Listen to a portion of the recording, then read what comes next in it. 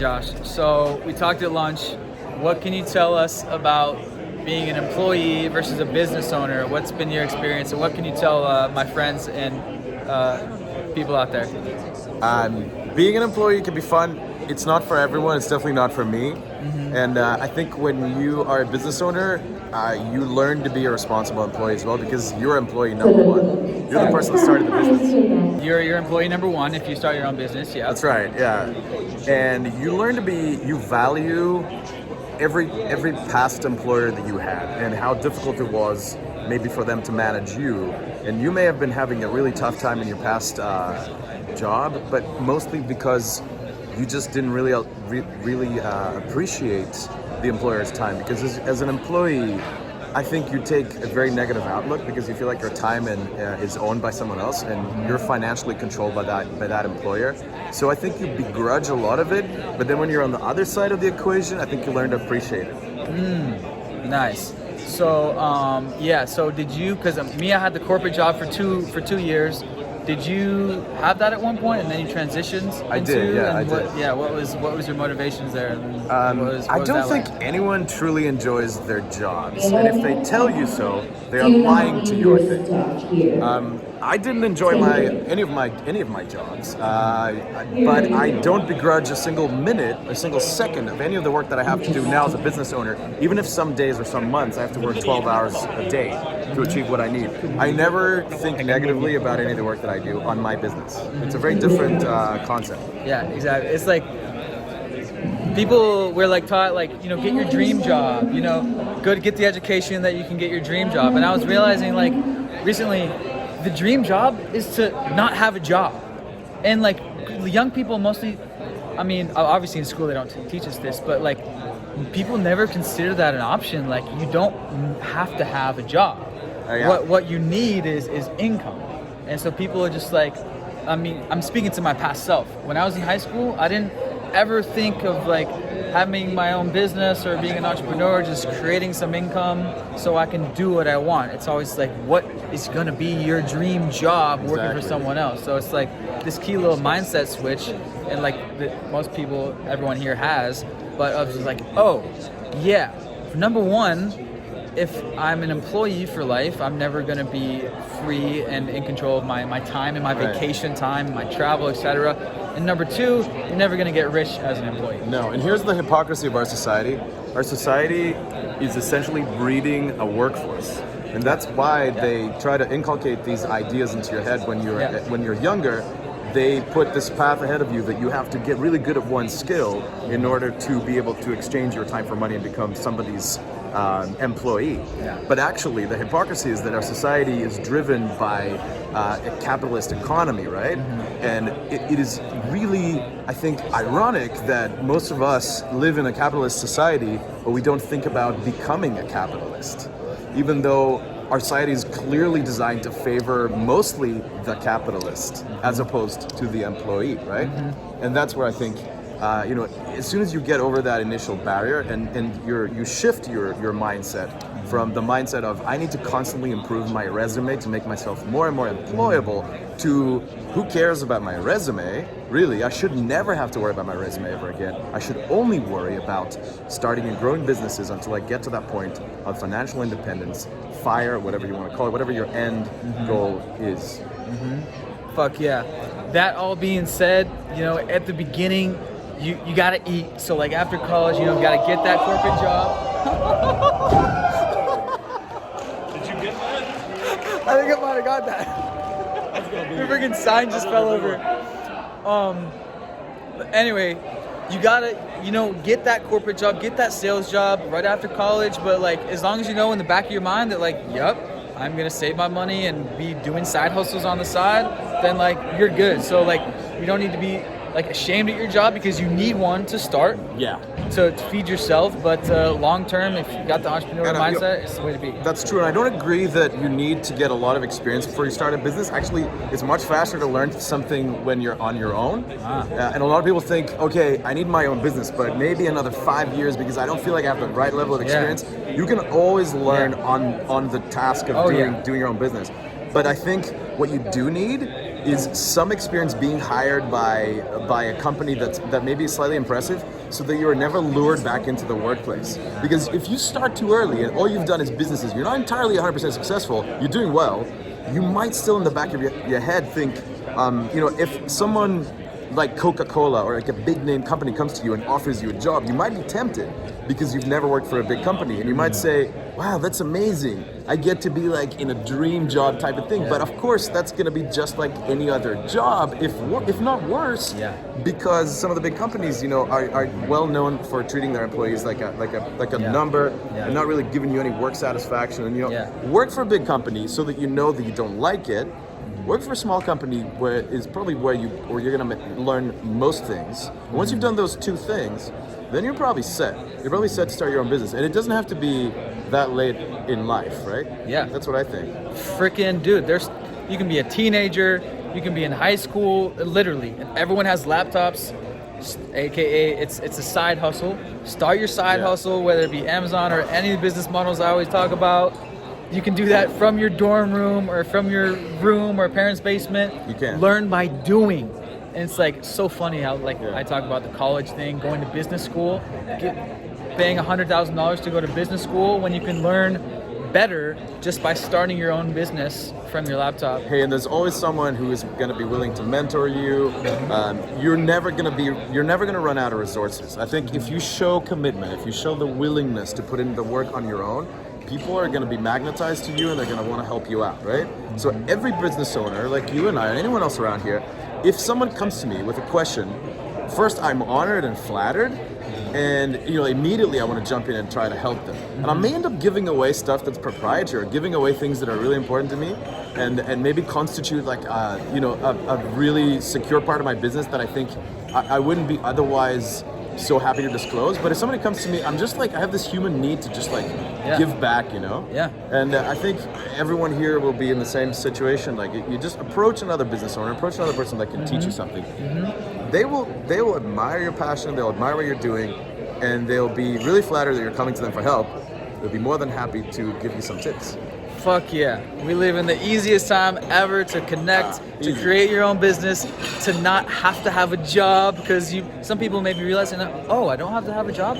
All you need is income, and it's going to be way better if it's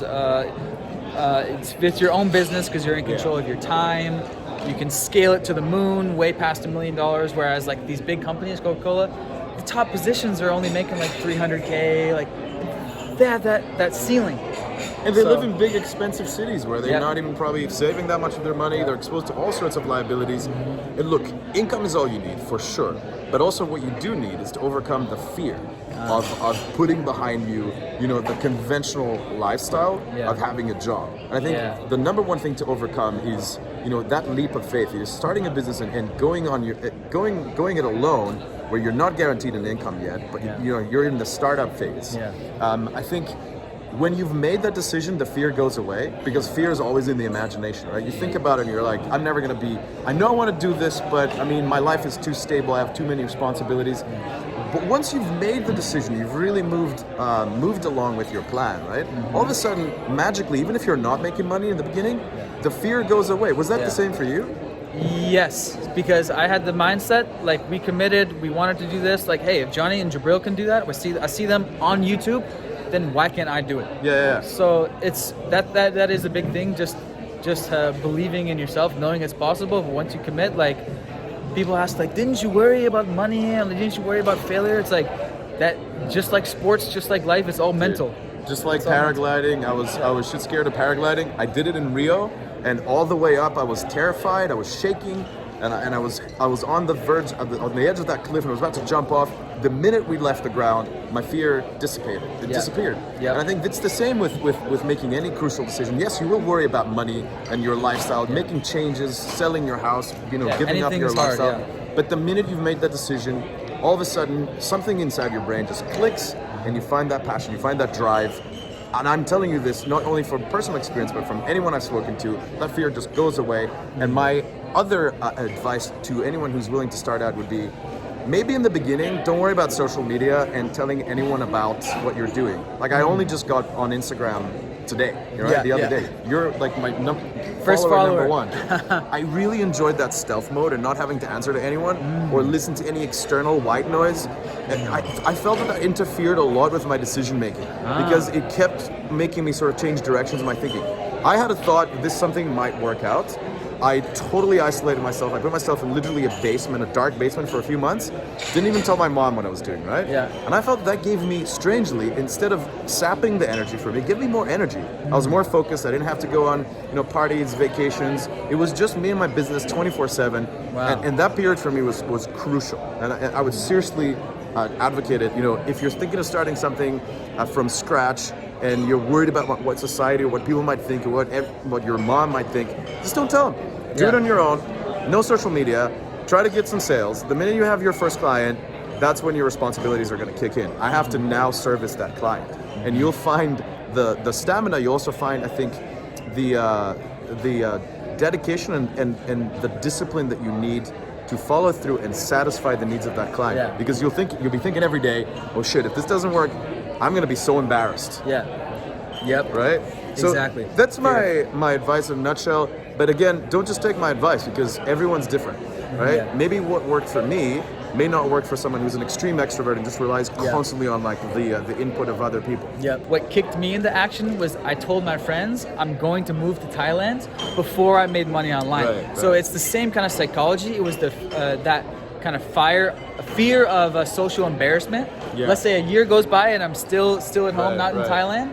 It was the social accountability thing that works for me. So I hear people saying both. Both ways. And I get what you're saying. For me, the commitment really was my first client. Yeah. And I didn't really care about it. In fact, it would probably cause me more anxiety talking to people than commitment. And then there's the other thing that happens to me, and I think my brother and I also have this similarity, when he always comes to me with a different idea, and I used to do that as well. I come up with a different idea, and I say, like, I really think that would be a great business. The minute I share my idea, I think my brain just like secretes a little bit of dopamine, and it gives me the satisfaction of almost doing the work, even though I'm doing nothing. So I walk away with a strange satisfaction of like, oh, I did some work today, but actually I did nothing, right? Yep. And the more I talk about it, the more I deplete that energy, excitement, yep. and then it almost just gives you that your reward center just gives you like a little bit of a thrill, and then you're left with emptiness. So for me, I didn't have that. I didn't have that thrill. And when I got my first client, that was my time to actually be like, oh, I have to, I guess, stop being lazy now. Yep. You know? Which goes into the whole other point of jumping in is have some sort of fire up under your ass that forces you to take action. Like for me, like people ask me, should I make money online, like stable income before I move abroad or quit my job? Every situation is different. Yeah. I came to the Nomad Summit 5 years ago. Before I had any income online, I had like 8K in savings. And it was like, all right, let's figure it out. Do or die. So it was do or die situation. Do or die. So I'm not saying like again, not for everyone. Yeah, it's not for everyone. I think the first speaker today said, go remote before you start traveling, and that's what I did. I just realized at some point, I'm working out of an apartment in London, which is costing me a lot of money.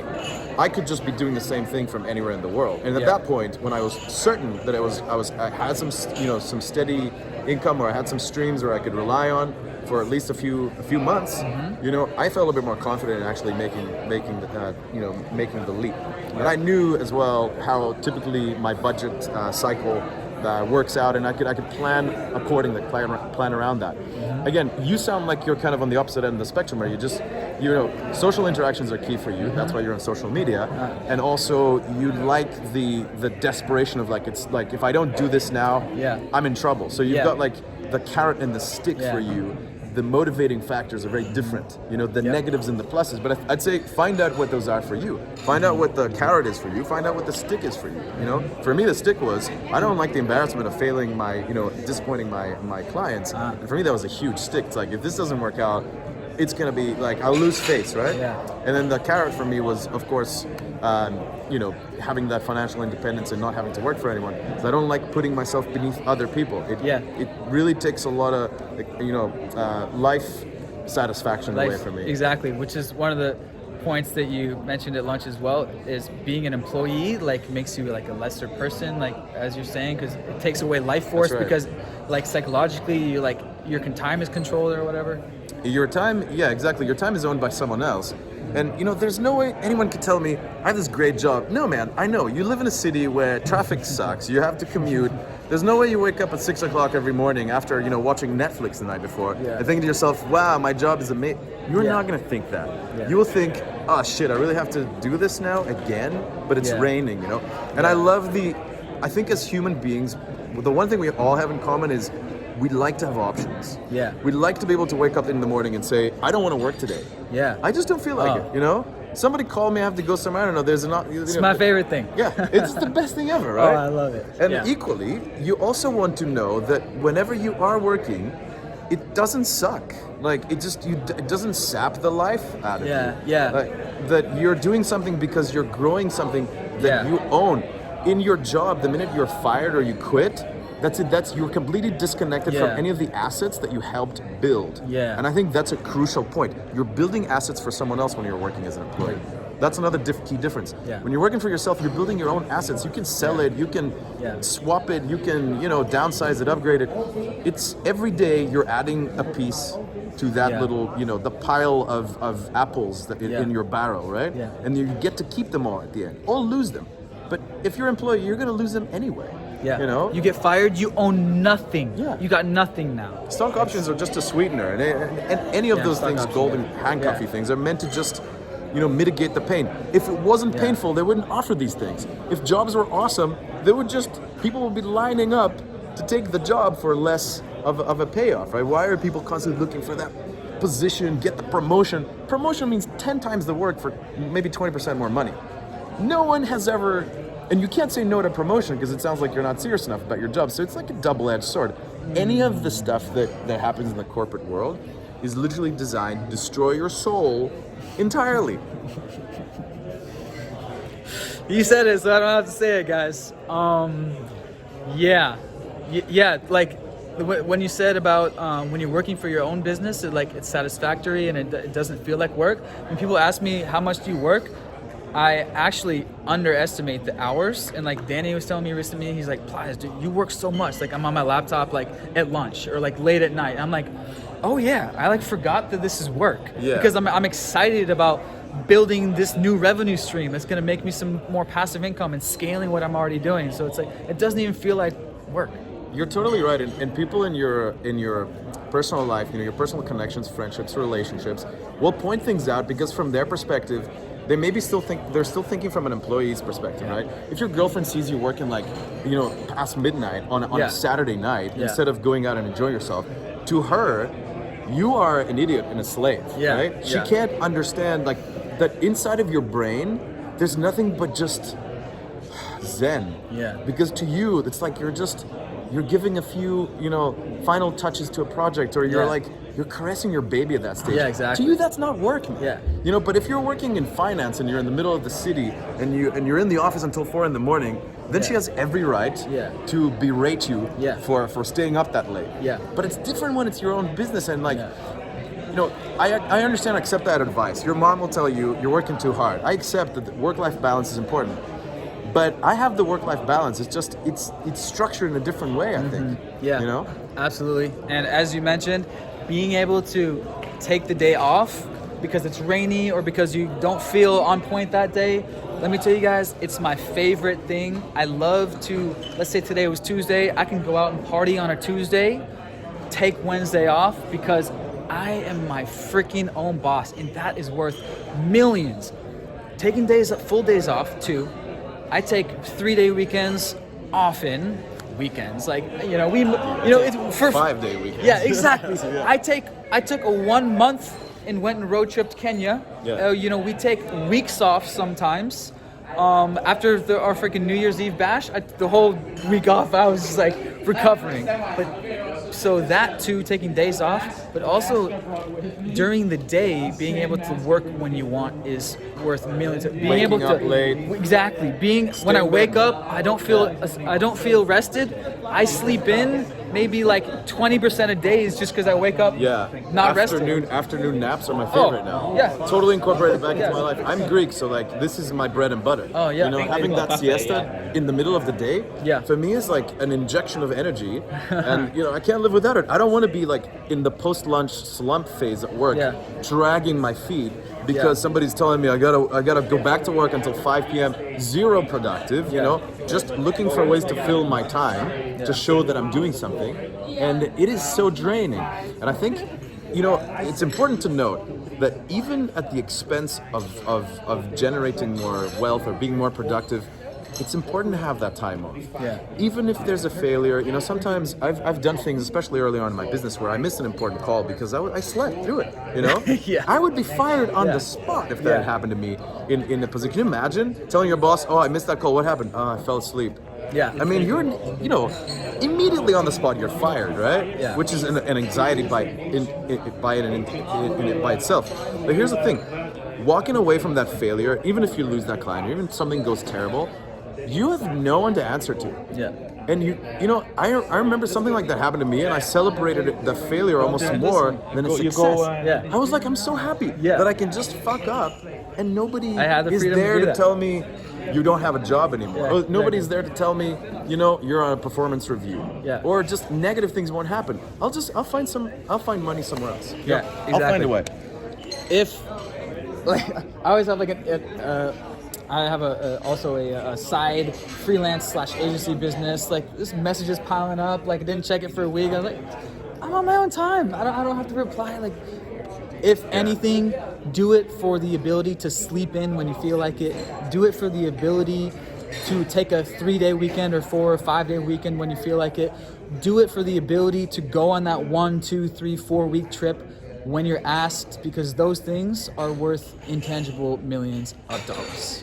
And that's what matters at the end of the life. At the end of your life, when you look back on your life, I think the only metric that truly matters is how happy were you and how consistent was that feeling of just life satisfaction and contentedness, right?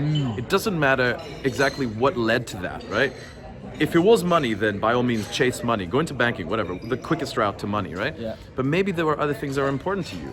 And if you live a very successful on paper life, but actually you report very low on the satisfaction scale, then I don't want your life. You know, I don't care if you're a CEO of a Fortune 500 company. If you tell me at the end of, you know, your career that, you know what, I just hated most of it. I just did it for the cash. Yeah, what did you do with your time? You know, being unhappy, even though you're accumulating wealth that you're now not enjoying because you never really built any habits or friendships or relationships around the things that really matter to you, that's a wasted life, even though on paper it sounds amazing. So keep those things in like a fine balance in mind, and you'll be fine. At the end of the day, just do it, because you'll regret if you don't do it. And if you're still in the consideration phase and you need some motivation, then there's a huge network you can tap into. Well, if you made it this far, then at this point, just like tag some friends, because you already know. And I was going over this recently in Bali with someone. Google the article about the top regrets of people on their deathbed. It's all the things that we just said. It's not living true to yourself. It's working too much. It's working for someone else. Not having enough time to take for myself and travel. And it's all about relationships. They say it's like, I wish I kept relationships, better relationships with family and friends. It's all relationships, time, doing what makes you happy. And that's, at the end of the day, a lot of business and creating this whole passive income that we're talking about is to have the time to do what we want, and which 4-hour work week we'll say is chasing what excites you, aka true. happiness. And the dreamlining and all that. I think there's two sides to this story. Cumulatively adding good things to your life, things that really truly matter, but also to be happier. Sometimes it's easier to just also remove negative things from your life. Whatever's stressing you out or is making you unhappy, like your boss, the relationship with your boss is a big one. That's why people leave jobs, you know, because that's the number one relationship that matters. If that relationship is not really working out, if you're in a toxic personal relationship, or if anything in your life is just a source of anxiety, maybe it's easier to just achieve happiness by taking those things away. And having the option to take things away from your life is the quickest route, even if you're earning less money overall. Maybe you can't pay yourself the same salary, you know, with your new business, but you may not need it. You may be able to just remove things, like minimalize your life, and also remove those negative influences from your life, whatever they may be. Yep. Hey, we live in interesting times, as they say. Start your own business, get free. Hey, you don't need a job. We live in new times. Josh, appreciate the wisdom. And Thanks for the interview. people can find you. I don't know, links in the description or wherever. You can be my Instagram follower number 4. Will just got a free podcast. That was a dope talk. If you're watching this on YouTube, subscribe to the podcast, livingthatlife.com/podcast, and tag a friend. Peace. See you at the Nomad Summit in January every year. Chiang Mai. Boop. Living that life. We just living that life. Talking plus living that life. We just living that life. You're listening to the Living That Life Digital Nomad Podcast. Hit the subscribe button on iTunes if you're a boss, and check out the YouTube channel for dope travel videos.